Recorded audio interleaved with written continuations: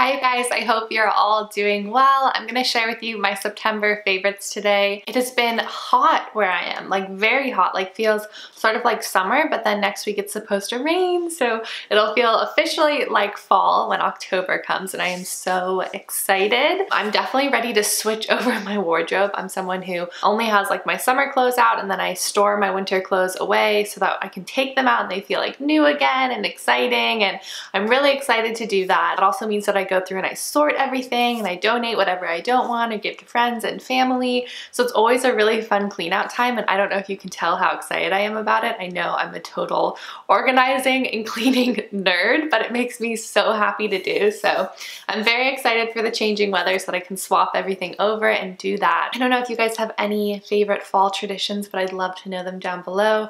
Also just so excited that it's gonna be Halloween and we get so many trick-or-treaters at my house, and ooh, so exciting. Okay, but I'm gonna share with you guys the products that I have been loving in the month of September, a couple of podcasts, and then we're gonna do intentions, a little check-in from last month, and then my intentions for October. Starting off with skincare, because you guys know I've just been in a skincare mood. A lot of my videos have been about skincare, and so I have a couple of new products that I've been using this month that I've really been loving. So the first product is something you guys saw in my nighttime skincare routine, and this is the Suki Exfoliating Foaming Cleanser. So this is a really interesting formula. If you guys haven't seen that video, go check it out because I show you a little demo of what happens. But it's like almost like a sugar scrub, a granular scrub that you put in the palm of your hand. Just a little goes a long way. And when you apply water to it, it actually turns into a foamy exfoliating cleanser, just like the name, who would have guessed? And when you apply it to your skin, it really takes off that first layer of dead skin and makes your skin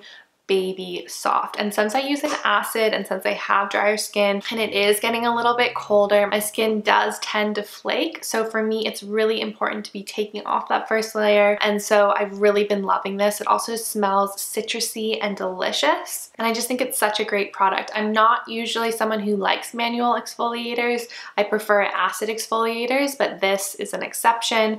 Anytime I can find an exfoliator that's manual and it's really gentle, then I love it. Because sometimes, I don't know about you guys, but if you remember those like apricot scrubs, I used to think those were great for your skin and I used to use them all the time. And afterwards, my skin was like so red and irritated. So I got really turned off of manual exfoliators. But I feel like there's this whole new generation of manual exfoliators that are coming out that are actually really great. I've tried the Tata Harper Regenerating Cleanser, which is wonderful, but very pricey. And so if that's not in your price range, then definitely check out this product. You'll get a lot more for your money, and I feel like it does just as good of a job. So I really, really like this cleanser. The next skincare favorite you guys actually haven't seen yet, and I haven't talked that much about. It was a present from Jared, so thank you to Jared for giving it to me.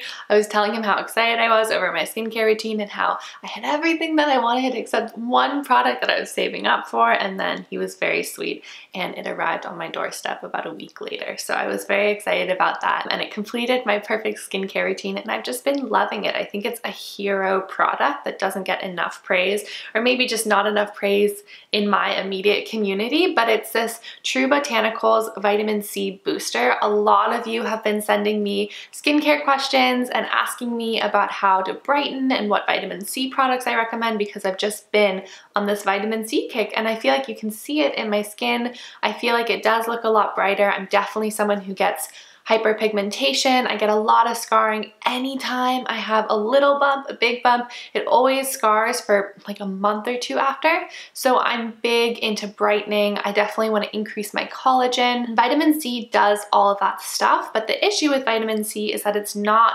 as stable as other vitamins and other ingredients, meaning that it degrades in quality and potency every time you use it. So introduction of oxygen and light can actually degrade it. So if you're using something with a pump, that means each time you're pumping and a little bit of oxygen is getting in, it can actually become less potent and less effective. If you're using something that has light penetrating through it, again, the same thing can happen. So that's why sometimes you'll try a vitamin C product and it'll be great in the beginning and you'll notice amazing results. And then by the end, you're like, is this just a normal product? Like, this isn't doing what it used to do anymore. This product totally mitigates all of that because it's a powdered form of vitamin C, which is just so innovative and so wonderful. It means that it's much more stable and is as effective and as potent each time you use it as the first time you use it. So all I do is I sprinkle about like 1 or 2 sprinkles of this into my oil or moisturizer, or even sometimes my SPF, depending on whether I'm using skincare products in the morning or not. And it dissolves right away once you like rub the two together, and then I just apply it to my skin. So it's basically adding vitamin C to any of the products that you put it with. True Botanicals is definitely a brand that I want to check out more products from. I follow a couple of other beauty bloggers who really rave about True Botanicals, so I'm curious about their other products and if they live up to this vitamin C booster. So if I can get my hands on some of them to test out, I will let you guys know. As I mentioned, the reason that I'm using vitamin C is mainly for brightening and reducing the dark areas of my face, but also anti-aging, collagen boosting, and on top of that, it actually acts as a UV protectant and it acts against pollutants out in our air. So it's really just a nourishing,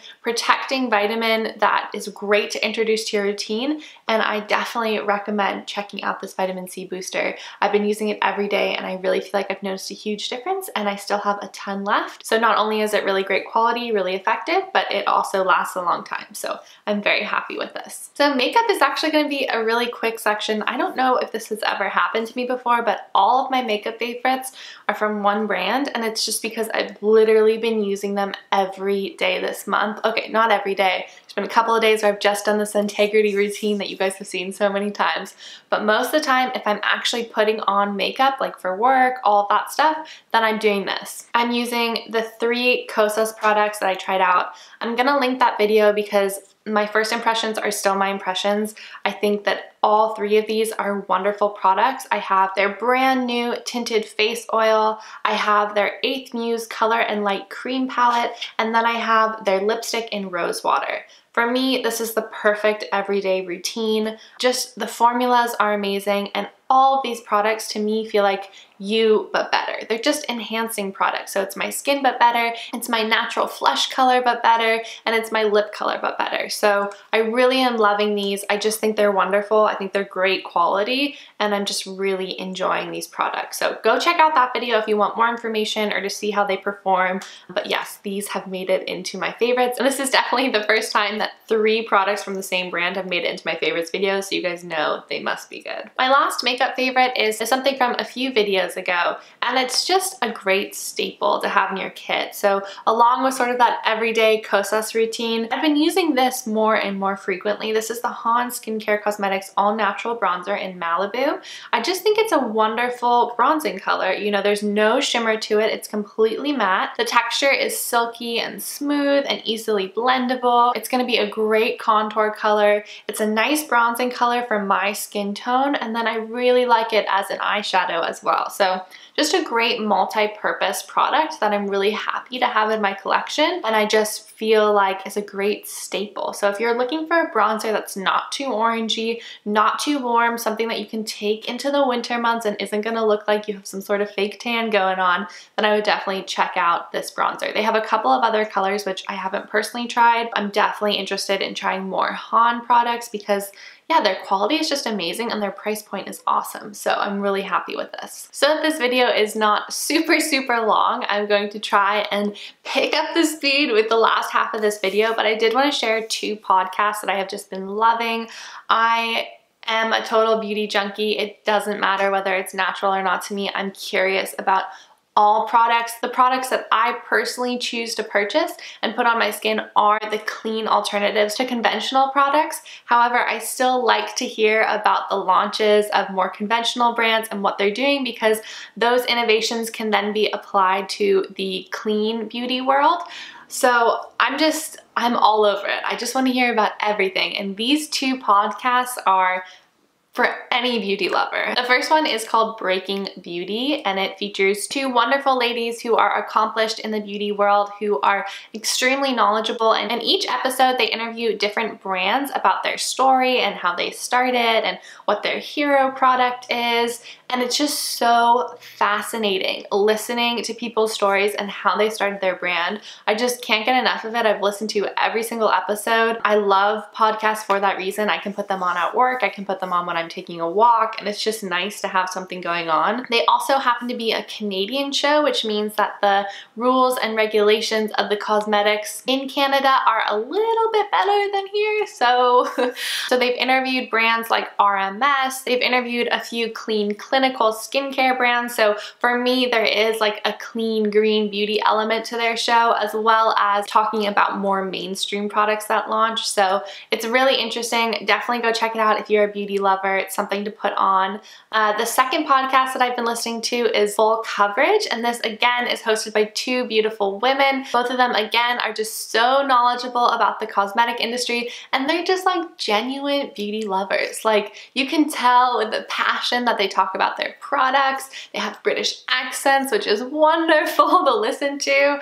And yeah, you just need to go check them out. For them, they review sort of like new launches, things that they're excited about, what's going on in the beauty community. It's just like a big discussion, and it's really entertaining. They also do interviews with people from the beauty industry, so it's just really fascinating. I love it. They have a segment called Highlight of the Week where they do this cute little jingle, which is wonderful. And then they talk about the products that they've been loving that week, and it just really reminds me of why I started my channel and why I love talking to you guys about what I like, because it really is a community. It's so fun to share with each other what we're liking and what we're not liking, and yeah, it's just wonderful. So I'm really happy that I discovered those two podcasts, Breaking Beauty and Full Coverage. Go check them out. I will link their shows down below. They're wonderful, amazing, just a good time to listen to. And now to finish up the video, I want to continue with the tradition that we did last month, which is checking in on intentions for September and then looking forward into intentions for October. So September intentions were to introduce yoga back into my life, to meditate, and to wake up earlier. Well, it has been a trying month, let me tell you. But I feel like I've accomplished each of them, sort of. So for yoga, I've been doing yoga with Adriene on YouTube. I felt really intimidated about just starting a yoga class. I don't know why. I know it's a personal practice and there's no reason to be intimidated, but I haven't done it in so long, and I felt like I would go to a class and not even know what they were saying when they told you to do a certain pose or whatever. I'd be the person who's like craning my neck to see the instructor. So I wanted to build up my confidence a little bit, and Yoga with Adriene on YouTube has a 30-day challenge. Now, I didn't start this 30-day challenge until September 15th, when I was like, this month is halfway over and I have not even started on this intention, so I need to get started. I've been doing that. I've been doing it on the days that I haven't been doing Pilates, so I'm not all the way through it. I haven't done the full 30 days. I think I'm on like day 15, day 14, and it's been going okay, but it's also been really challenging to get back into that headspace. I've been doing Pilates now for a long time, and the actual movement is a lot faster, even though I don't do anything crazy, not like, you know, really intense Pilates or anything, but it is a lot faster. And so to really slow down and stay in one pose for a while has been a bit of a challenge for me, to say the least, but I'm trying. So that's yoga. Meditation kind of went out the window. This month has just been too crazy for meditation. However, since I knew that I wouldn't have the time to really sit down, the time or really the patience to sit down and do like a 30 or 40 minute practice every day, I've been trying to do more intentional things. So instead of, you know, playing a YouTube video while I eat breakfast, or instead of scrolling through Instagram when I'm waiting in line, I try and be a little bit more present and just focus on what I'm doing, even if that's brushing my teeth. Just really focus on it, and that for me has been sort of a meditative practice. I really want to find the time to do something in the morning, and I think I'll get into this with next month's intention, but I think I have a good idea for it. For the final intention of waking up earlier, I've done it. I've been waking up earlier. There is a slight catch. It's the actual getting out of bed part that's been a bit challenging. So I'm awake, I'm up earlier, but the dang phone that I keep next to my bed just sometimes calls my name in the morning, and sometimes that is the first thing that I check, which I know is an awful habit to have, but I do. So then I check my phone, I'm scrolling through my email, and then it's like my efforts to get up early have been wasted because I've just spent a half hour answering emails in bed, and that is not the point. The point was to just get up and get my day started. So My goal for October is sort of to continue on the path of my September intentions with a couple little changes. The first two I'm going to combine together, so yoga and meditation. I'm going to try and go to a yoga class this month, like a real class with real other people, and see how that goes. And meditation, I'm going to try and do 15 minutes a day if I can, and hopefully work up to 20 to 25 by the end of the month. Waking up early, I'm going to continue waking up early, but my goal is to not go onto my phone first thing. And I actually just updated my phone's software. I have an iPhone and I updated to the new software that just came out. And it gives you the ability to actually turn on and off your app usage ability. Does that make sense? So like I can turn off the ability to check my email, to go on Instagram, to use Snapchat, all of that sort of stuff until a certain time. So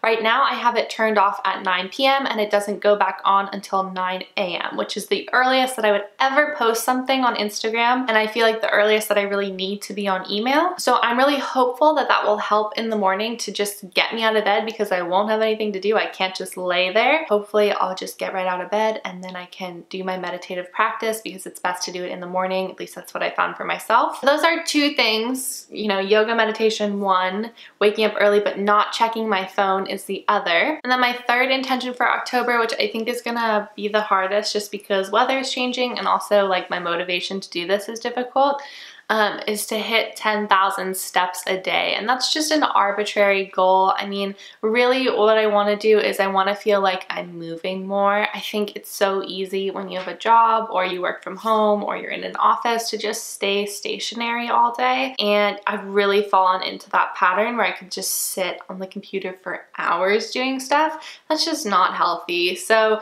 I really want to introduce more walking into my life. I want to try and hit that 10,000 step goal a day. I'm not going to beat myself up if it doesn't happen every day, but I do want to go on some nice walks. I want to feel like I'm out in the world. Sunshine and light is so therapeutic, and especially with it getting darker earlier, I want to make sure that I'm giving myself that dose of light.